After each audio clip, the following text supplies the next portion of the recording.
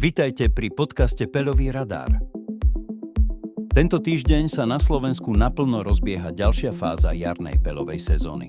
Vysoké hodnoty má najmä stromový peľ a čoraz výraznejšie sa k nemu pridáva aj breza. Náš celoslovenský index sily peľu je teraz na úrovni 73 bodov, teda vo vysokom pásme. Najťažší priebeh zatiaľ vidíme hlavne na západe a na východe krajiny, o niečo pokojnejší obraz zatiaľ ostáva na severe. V celkovom obraze týždňa stále vedie Jelša, tesne za ňou sa drží breza a v pozadí sa už ukazujú aj trávy. Zatiaľ skôr ako doplnkový signál než hlavná téma sezóny. Oproti minulému týždňu záťaž vo viacerých regiónoch neklesá, skôr sa drží vysoko a miestami kulminuje. Týždenný priemer nášho indexu vyšiel na 68 bodov, čo znamená, že citlivejší alergici môžu v suchších a veterných dňoch pociťovať nepríjemnejšie zhoršenie aj mimo miest, kde býva peľ tradične najsilnejší. Na západnom Slovensku je situácia momentálne najvýraznejšia. Hlavnú rolu tu už preberá breza a jej výskyt je oproti minulému týždňu zreteľne silnejší. Teplejšie dni urýchlili uvoľňovanie peľu, takže práve západ patrí medzi regióny, kde môže byť bežné fungovanie pre citlivých ľudí tento týždeň najnáročnejšie. Stred krajiny je premenlivejší. Najviac ho stále formuje Jelša, ale priebeh tu nie je rovnaký každý deň.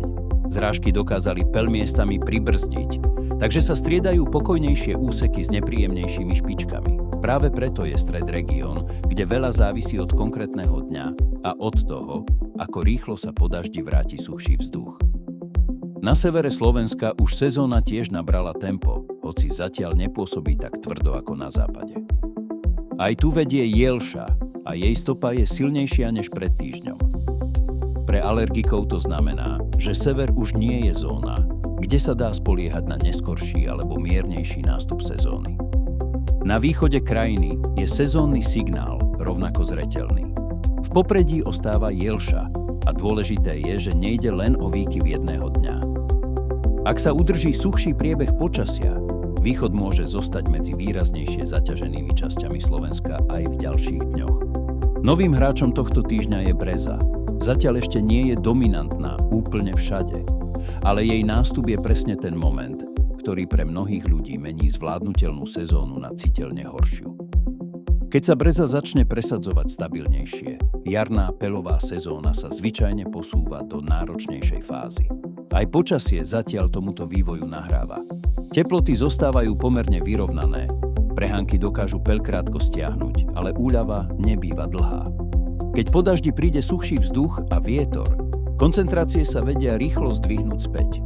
V najbližších dňoch ešte môže dôjsť k citeľnému dennému kolísaniu. Pre alergikov a rodičov citlivých detí je tento týždeň dôležité sledovať najmä suché a veterné dni. Vetrať sa oplatí skoro ráno alebo krátko po daždi. Ak viete, že na stromový peľ reagujete výraznejšie, dlhší pobyt vonku je lepšie neplánovať na najsuchšie popoludnia. Po návrate domov pomôže opláchnúť si tvár, vlasy a nenechávať peľ zbytočne na oblečení. Do najbližších dní zatiaľ platí, že v popredí zostanú breza, Jelša a v menšej miere aj trávy. Ak sa počasie dramaticky nezmení, obraz z konca týždňa sa prenesie aj do začiatku toho ďalšieho. Alergénom budúceho týždňa je zatiaľ breza a najskôr ju bude cítiť práve v západnej časti krajiny. Dnes je na úrovni 74 bodov nášho indexu a podľa aktuálneho modelového výhľadu môže na začiatku budúceho týždňa vystúpiť približne do pásma 84 až 87 bodov. To bol týždenný peľový radar. Ďakujeme, že nás sledujete a pri ďalšom vydaní dovidenia.